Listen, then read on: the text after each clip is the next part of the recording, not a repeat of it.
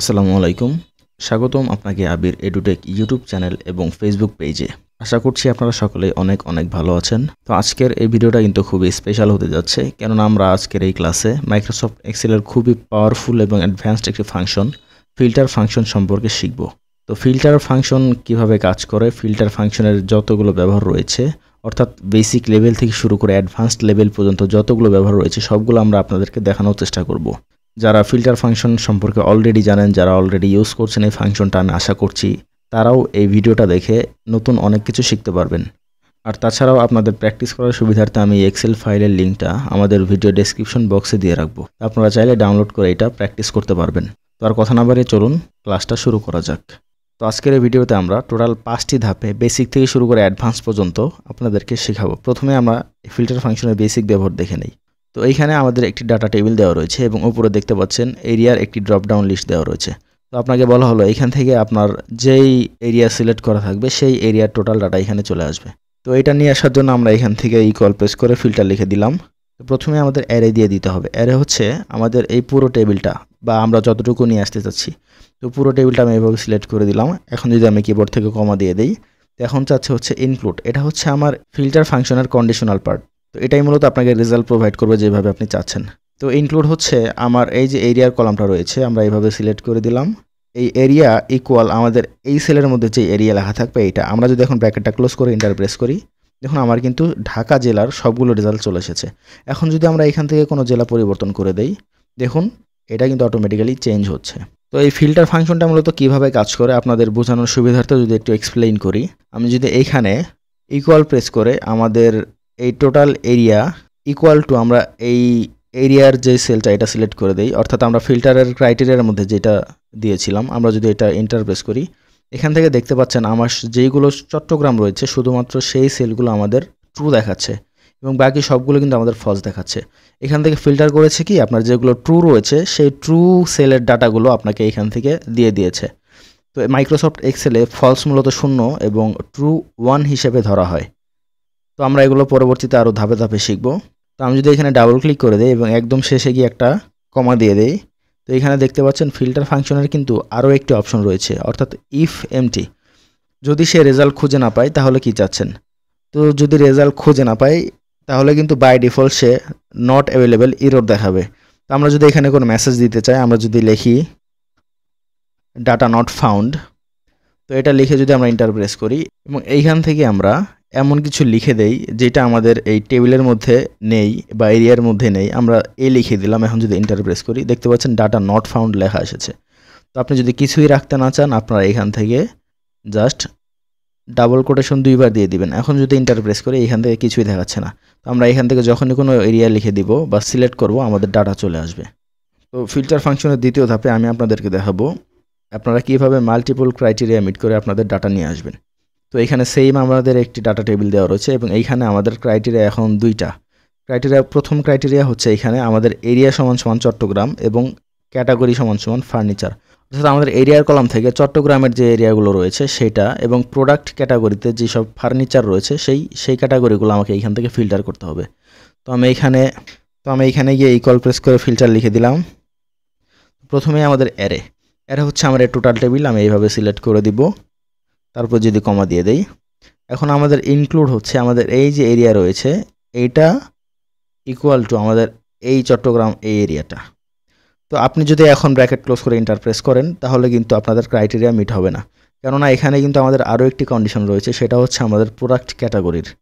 তো আপনি যদি মাল্টিপল ক্রাইটেরিয়া ফিল্টার ফাংশনের মধ্যে ইনক্লুড করতে চান, আপনাকে সেটা ব্র্যাকেট দিয়ে সেপারেট করে দিতে হবে।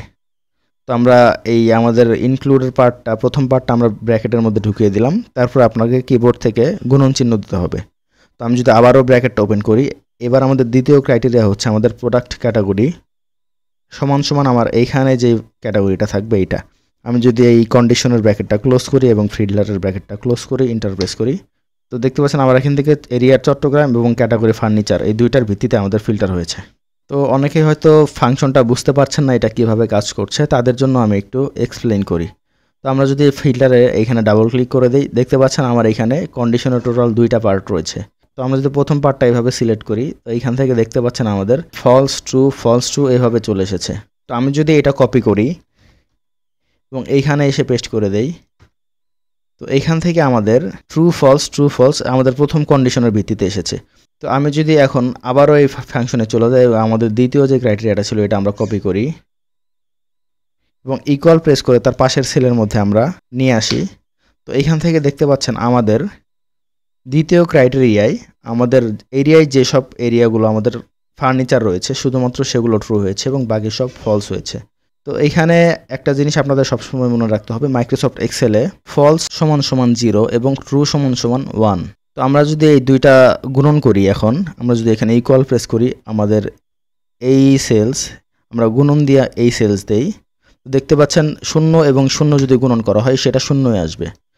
আবার 0-র সাথে যদি আপনারা 1 গুণন করেন সেটাও আপনাদের 0 আসবে। আমরা যদি এটা নিচে নিচে ড্র্যাগ করি, এখানে শুধুমাত্র সেই সব সেল আপনাদের 1 দেখাবে যেগুলোতে দুইটাই 1 1 রয়েছে, কারণ আমরা সবাই জানি যে 1-এর সাথে 1 গুণন করলে আমাদের 1 হয়, আর 0-র সাথে আমরা যাই গুণন করি না কেন সেটা কিন্তু 0ই হয়। তো এইখান থেকে দেখতে পাচ্ছেন আমাদের মাত্র অল্প কিছু সংখ্যক ভ্যালু, 1টা 2টা 3টা, এই 3টা মাত্র আমাদের ট্রু, আর বাকি সবগুলো কিন্তু আমাদের এই রেজাল্টে ফলস হয়েছে। তো এই কন্ডিশনটাই মূলত আমরা এইখানে অ্যাপ্লাই করেছি।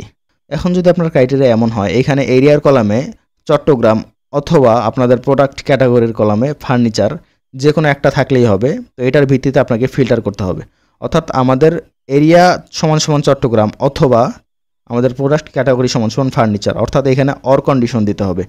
তো আমরা যদি এখান থেকে অর কন্ডিশনে যাই, তো অর কন্ডিশনের জন্য আপনাকে এইখান থেকে সিম্পলি এই গুণনের পরিবর্তে জাস্ট একটা প্লাস দিয়ে দিতে হবে। আমরা যদি এখন এন্টার প্রেস করি, দেখুন আমাদের প্রত্যেকটা রেজাল্ট এমনভাবে এসেছে, হয় আমাদের এরিয়ার কলামে চট্টগ্রাম রয়েছে অথবা আমাদের প্রোডাক্ট ক্যাটাগরির কলামে আমাদের ফার্নিচার রয়েছে। তো আমি যদি এখান থেকে আমাদের প্রোডাক্ট ক্যাটাগরি চেঞ্জ করে দেই, দেখুন আমাদের এখানে হয় ইলেকট্রনিক রয়েছে অথবা চট্টগ্রাম রয়েছে, এই ভিত্তিতে আমাদের রেজাল্টটা ফিল্টার হয়েছে। তো এটা যদি আপনাদেরকে একটু এক্সপ্লেইন করি, আমরা আবারও আগের মতো এই আমাদের ক্রাইটেরিয়াগুলো কপি করব এবং পাশে আমরা এখানটায় পেস্ট করে দিব। এটা হচ্ছে আমাদের এরিয়ার ক্রাইটেরিয়া। তো আমরা আবারও আমাদের ফাংশনে চলে যাব এবং আমাদের এই দ্বিতীয় ক্রাইটেরিয়াটা আমরা এবার এখান থেকে কপি করব। তো এটা যদি কপি করি এবং আমরা পাশের এই সেলের মধ্যে পেস্ট করে দেই, তো এখান থেকে দেখতে পাচ্ছেন আমাদের এইটা হচ্ছে এরিয়ার ক্রাইটেরিয়া এবং এটা হচ্ছে আমাদের প্রোডাক্ট ক্যাটাগরির ক্রাইটেরিয়া। এখন আমরা যদি এইটা প্রথম ক্রাইটেরিয়ার সাথে দ্বিতীয় ক্রাইটেরিয়া যোগ করে দেই, তো আমাদের রেজাল্ট চলে আসবে। আমরা যদি এটা নিচে নিচে ড্র্যাগ করি, তো এখান থেকে দেখতে পাচ্ছেন আমরা কিন্তু আগেরবার গুণন করেছিলাম এবং এখন কিন্তু আমরা এখানে প্লাস করেছি। তো প্লাস করার কারণে আমাদের এখানে যেগুলো 0 এবং 0 ফলস, যেহেতু 0-0-র সাথে 0 যোগ করলে কিন্তু 0ই হয় এবং ট্রু হচ্ছে আমাদের 1। এই জন্য আমরা 1-এর সাথে যদি 0 যোগ করি আমাদের কিন্তু 1 চলে এসেছে। সেম একই ওয়েতে এখানে ফলস এবং ট্রু মানে 0 এবং 1 আমরা যোগ করে 1 পেয়েছি এবং যেটা দুইটাই ট্রু রয়েছে সেটা আমাদের 2 দিয়েছে। মাইক্রোসফট এক্সেল 1 থেকে তার উপরে যেসব নাম্বার ভ্যালুগুলো রয়েছে সবগুলো কিন্তু ট্রু হিসেবে কাউন্ট করা হয়। তো ফিল্টারে আপনাকে শুধুমাত্র সেই সব রেজাল্ট দেবে যার রেজাল্ট আপনার ট্রু আসবে। তো আশা করছি আপনারা বুঝতে পারছেন যে ফিল্টার ফাংশন আসলে কিভাবে কাজ করে। তো আমরা যদি এটা ডিলিট করে দেই, তো আপনারা যদি এটাকে আরেকটু ডাইনামিক করতে চান, অর্থাৎ আপনার এই যে এই সেলটা দেখতে পাচ্ছেন, আমার এই সেলের মধ্যে যদি অ্যান্ড থাকে তাহলে অ্যান্ডের রেজাল্ট আসবে এবং যদি অর থাকে তাহলে অর চলে আসবে। অর্থাৎ যখন আমরা ড্রপ ডাউন এইখান থেকে চেঞ্জ করব, অ্যান্ড দিলে অ্যান্ডের কাজ করবে, অর দিলে অরের কাজ করবে। এটা কিভাবে করবেন সেটা দেখিয়ে দিই। তো আমরা যদি এই পুরো ফর্মুলাটা আমরা যেটা লিখেছি এটা যদি আমরা এইভাবে কপি করি এবং আমরা এই ফাংশনের আগে গিয়ে ইফ লিখে দেই, আমাদের কন্ডিশন হচ্ছে আমাদের এই সেল ইকুয়াল অর হয়, তাহলে আমরা এখানে যে ফাংশনটা অ্যাপ্লাই করেছি সেইটা হবে, অর্থাৎ মাঝখানে প্লাস, এটা অরের কন্ডিশন। আমরা আবার কমা দিয়ে দেবো, আর যদি তা না হয় তাহলে আমাদের এখানে অ্যান্ডের কন্ডিশন নিয়ে আসবো। আমরা যেটা কপি করেছিলাম এটা পেস্ট করে দিচ্ছি এবং ব্র্যাকেটটা ক্লোজ করে আমাদের এইখানে প্লাসের পরিবর্তে আমরা গুণন চিহ্ন দিয়ে দিব। এখন যদি আমি এন্টার প্রেস করি এবং যেহেতু আমার এখানে অর রয়েছে, আমাদের অরের কন্ডিশন দেখাচ্ছে, আমরা যখন এইখান থেকে অ্যান্ড করে দিব এখান থেকে কিন্তু আমাদের অ্যান্ড কন্ডিশন ভিত্তিক এটা চলে আসবে এবং যখনই আপনারা এখান থেকে কোনো রেজাল্ট চেঞ্জ করবেন সেই ভিত্তিতে কিন্তু আপনাদের রেজাল্ট অটোমেটিক্যালি চেঞ্জ হবে। তো ফিল্টার ফাংশনের আজকের তৃতীয় ধাপে আমরা আপনারা কিভাবে আপনাদের পছন্দ মতো কলাম চুজ করবেন এবং ভি স্ট্যাক ফাংশন ব্যবহার করে আপনাদের হেডার সহ নিয়ে আসবেন সেইটা আমরা আপনাদেরকে দেখাবো। তো আমরা এখানে প্রথমে ডাটা নিয়ে আসবো। আমার এরিয়ার কলামে যেসব চট্টগ্রাম রয়েছে এবং ক্রাইটেরিয়া যেগুলো ফার্নিচার রয়েছে সেগুলো আমরা এখানে আগে ফিল্টার করব। তো আমরা যদি এখানে ইকুয়াল লিখে ফিল্টার লিখে দেই, তো আমাদের প্রথমে অ্যারে দিয়ে দিতে হবে। অ্যারে হচ্ছে আমাদের পুরো টেবিল, আমরা এইভাবে সিলেক্ট করে নিলাম, তারপর একটা কমা দিয়ে দিব। এখন যাচ্ছে হচ্ছে ইনক্লুড। তো প্রথম ক্রাইটেরিয়া হচ্ছে আমাদের এই এরিয়া ইকুয়াল টু আমাদের এই এরিয়া। এখন যদি আমি এটা গুণন চিহ্ন দিয়ে দেই, এবং দ্বিতীয় ক্রাইটেরিয়া দেয় এখানে product category equal to furniture. তো এখন যদি আমি ব্র্যাকেটটা ক্লোজ করি এবং এন্টার প্রেস করি, আমাদের রেজাল্ট কিন্তু আসবে না, কেননা আমরা কিন্তু এখানে ব্র্যাকেট দেইনি। তো ফিল্টার ফাংশনের ইনক্লুড পার্টে ব্র্যাকেট কিন্তু খুব ইম্পর্টেন্ট একটা জিনিস। আপনি যদি সেটা দিতে মিস করেন বা না দেন, তো আপনার এই ফাংশন কিন্তু কাজ করবে না। তো আমি এখানে গিয়ে আমাদের এই ব্র্যাকেটটা দিয়ে দিব। আমি এই কন্ডিশনকে ব্র্যাকেট দ্বারা আবদ্ধ করে দিলাম এবং এই কন্ডিশনটাকে আমরা ব্র্যাকেট দিয়ে আটকিয়ে দিলাম। এখন শেষে আমি আবার ব্র্যাকেট ক্লোজ করে দিব, এন্টার প্রেস করে দেখুন আবার কিন্তু এখন ডাটাটা চলে এসেছে। তো এখন আপনি চাচ্ছেন এইখানে হেডার নিয়ে আসতে। তো আপনি যেমনটা দেখতে পাচ্ছেন আমাদের ডাটায় কিন্তু হেডার নেই। তো আপনি চাইলে ম্যানুয়ালি উপরে হেডার লিখে দিতে পারেন অথবা ফাংশন দিয়ে ডাইনামিকলি নিয়ে আসতে পারেন। এর ফলে যা হবে, পরবর্তীতে আপনি যখন আপনার টেবিলে হেডার পরিবর্তন করবেন, এইখানেও কিন্তু অটোমেটিক্যালি আপডেট হেডারটা দেখতে পাবেন। তো হেডার নিয়ে আসার জন্য আরেকটি ফাংশন রয়েছে, ফাংশনটির নাম হচ্ছে VStack। যারা মাইক্রোসফট এক্সেলের 2024 বা 365 ভার্সন ব্যবহার করছেন, তারাই কিন্তু শুধুমাত্র এই ফাংশনটা ইউজ করতে পারবেন। তো আমরা যদি এখন ফিল্টারের আগে গিয়ে লিখে দেই VStack, তো আমাদের প্রথমে দিয়ে দিতে হবে হচ্ছে আমাদের যে হেডারটা, আমরা এটা সিলেক্ট করে দেবো এইভাবে, তারপর আমি কমা দিয়ে দিব।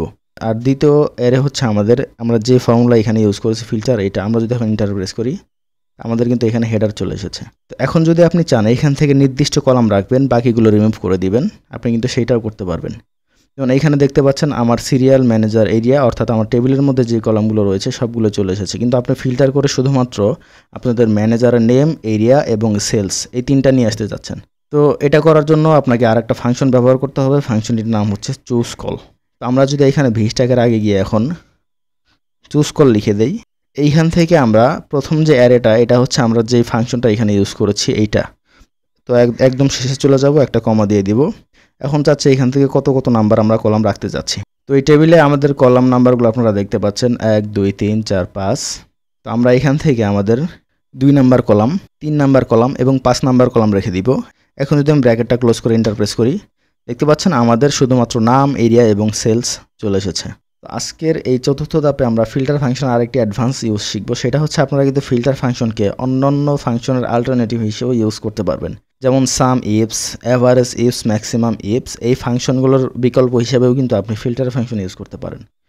তো আপনাকে এখানে এরকম একটি লিস্ট দেওয়া হলো এবং বলা হলো এখানে আপনাকে ফিল্টার ফাংশন ব্যবহার করে তাদের টোটাল সেলস নিয়ে আসতে হবে। তো আমরা কিন্তু আগে এটা সাম ইফ ব্যবহার করে করতাম।